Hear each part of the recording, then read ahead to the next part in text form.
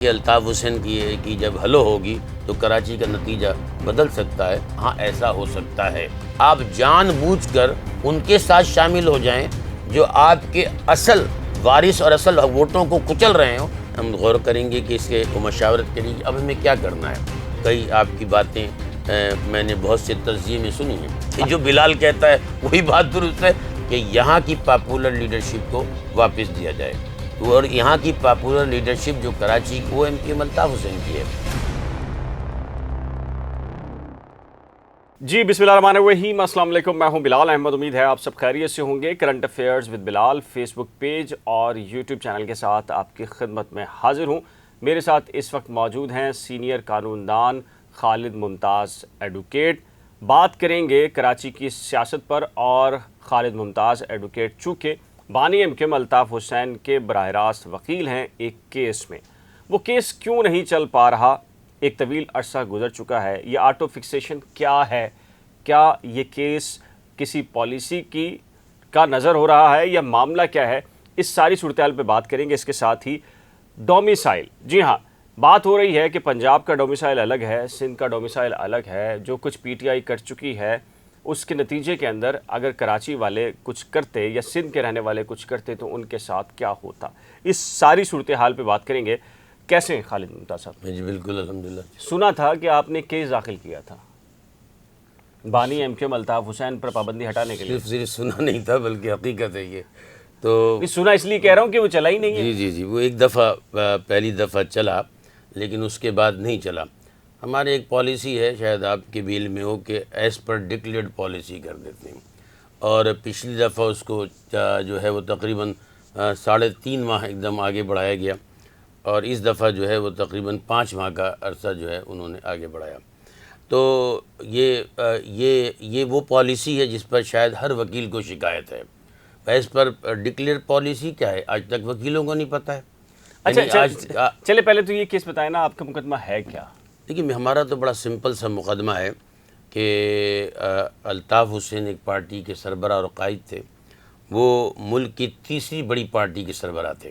ٹھیک ہے. اور پاکستان کی تاریخ میں کئی وزیر اعظم بنانے اور پھر اس کو ہٹانے کا بھی ان کو شرف حاصل رہا، گرانے کا بالکل.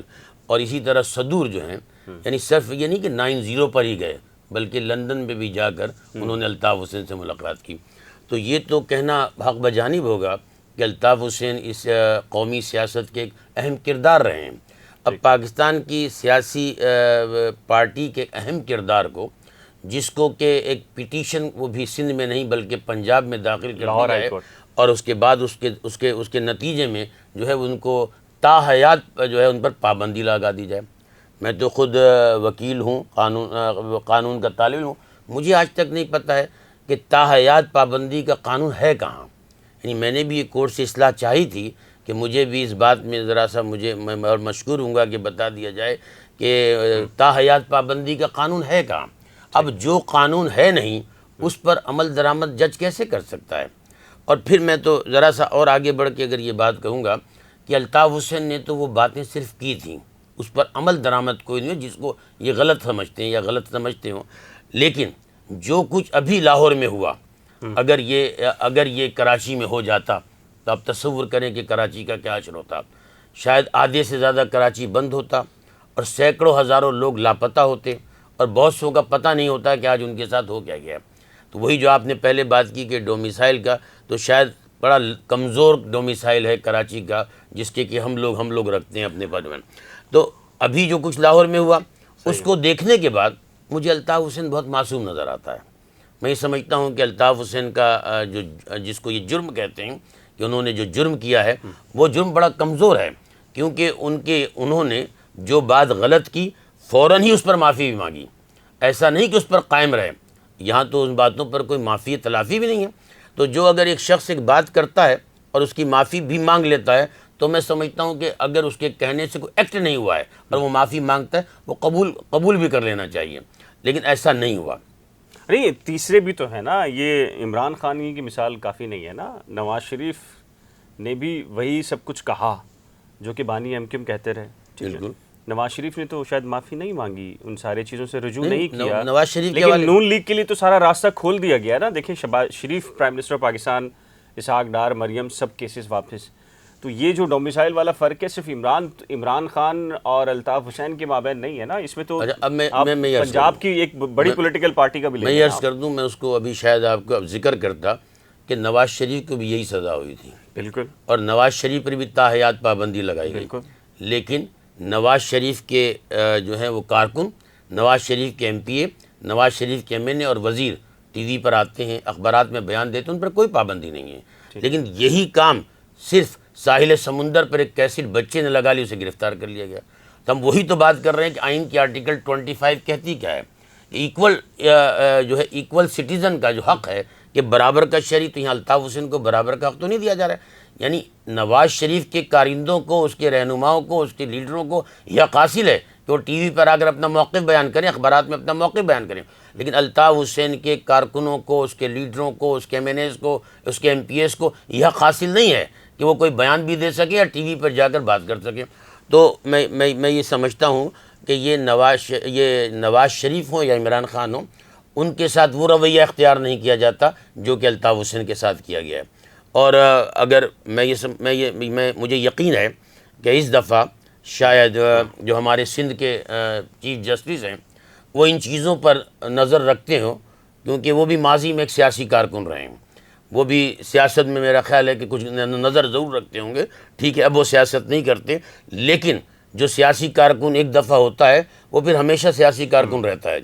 تو اگر ان کی نظر ان سارے واقعات پہ پڑ رہی ہے تو میں سمجھتا ہوں کہ وہ کوئی دلیرانہ فیصلہ کریں گے، اور آئندہ جب کوئی یہ کیس ان کے سامنے آئے گا تو شاید اس کے کوئی مثبت نتائج سامنے آ سکیں اور اس پر بہتری اور قانون کے مطابق فیصلہ ہو سکے. کیونکہ جب میں یہ بات کہتا ہوں کہ قانون کے مطابق فیصلہ ہو تو پھر یہ بھی جان لیجئے کہ ایسا کوئی قانون ہے ہی نہیں جس کے مطابق آپ عمر تا حیات پابندی لگا دیں.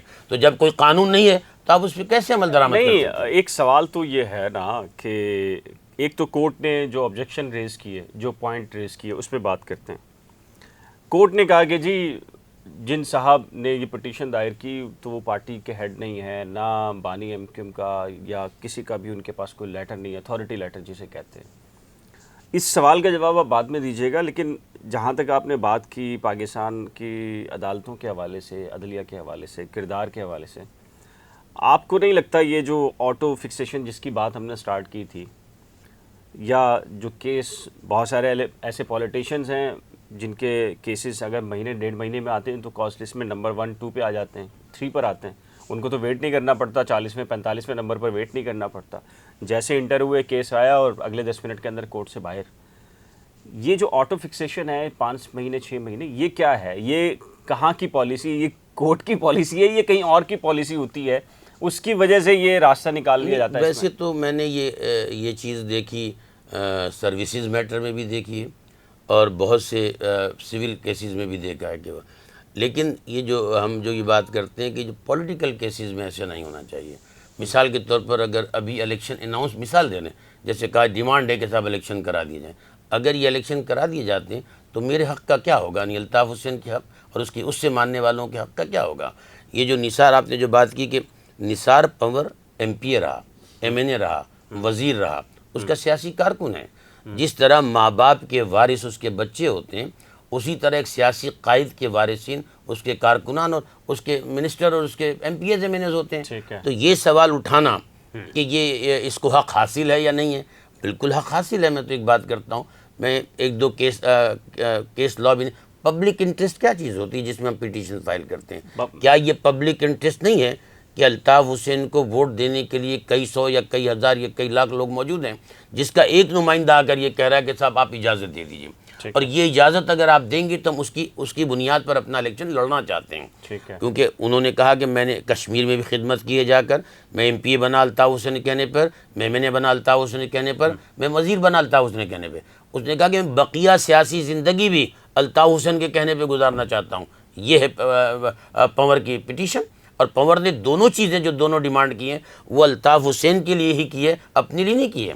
کیونکہ دیکھیے اس پارٹی کا جو طریقہ کار تھا وہ یہ تھا کہ جو کچھ الطاف حسین کہیں گے اس کے مطابق فیصلہ کیا جائے گا. وہ اور پارٹی کے سربراہ کی ڈیفینیشن بھی ہمارے یہاں یہی ہے کہ جو پارٹی کا چیف اور اس کی بات سنی جاتی ہو اور جس کے فیصلوں پر عمل درآمد کیا جاتا ہو. تو ہمیشہ الطاف حسین کی باتوں پر عمل درآمد کیا گیا MQM کے اندر. پھر آپ نے اسے 1 سے 2 پارٹی، 2 سے 3 پارٹی اور 3 سے 4 پارٹی بنا دی. پھر دوبارہ سب کو جمع کر لیا.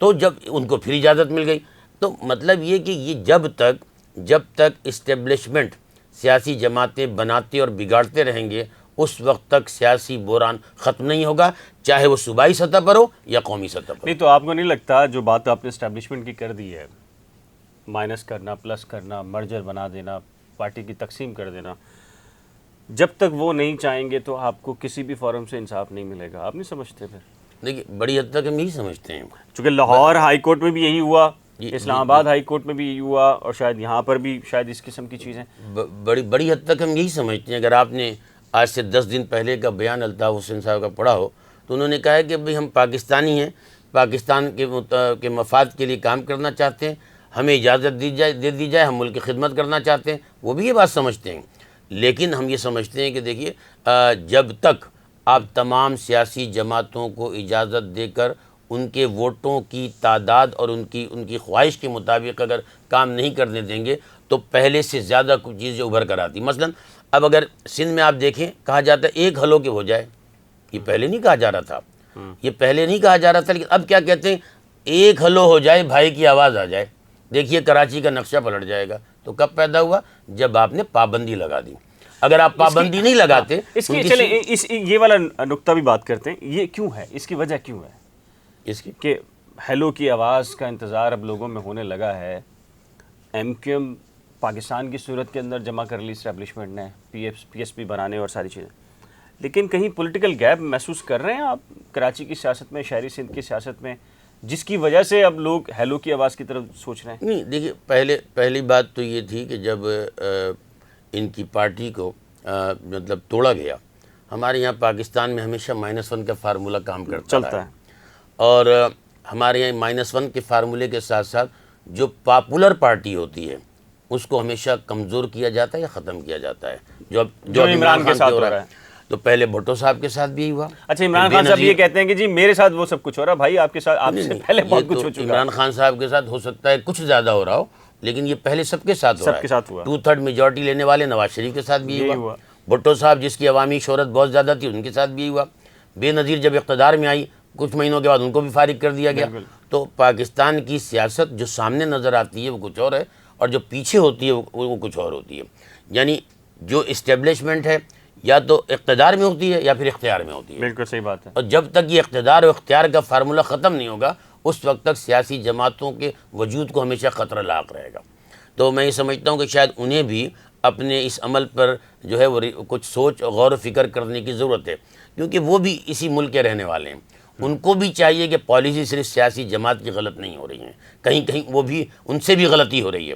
اگر آپ پاپولر لیڈرشپ کو اس طریقے سے کچلیں گے تو جو لوگوں کی زبان زد عام ہو رہی ہے وہ آپ کے لیے بھی اچھا نہیں ہے. کیونکہ کون اس ملک کے اندر ہوگا جو یہ چاہے گا کہ اس کی فوج کمزور ہو؟